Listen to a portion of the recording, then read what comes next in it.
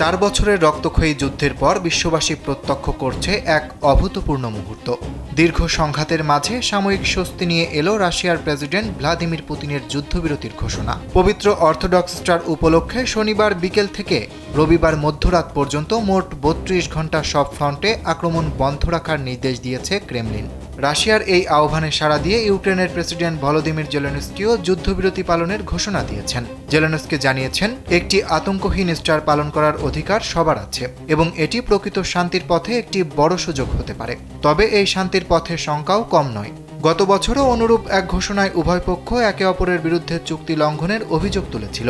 রুশ প্রতিরক্ষামন্ত্রী ও সেনা প্রধানকে সব সামরিক অভিযান বন্ধের নির্দেশ দেওয়া হলেও সেনাদের সতর্ক থাকতে বলা হয়েছে। মধ্যপ্রাচ্যে বাড়তে থাকা উত্তেজনার মাঝে এই যুদ্ধবিরতিকে বৈশ্বিক রাজনীতির এক গুরুত্বপূর্ণ মোড় হিসেবে দেখছেন বিশেষজ্ঞরা।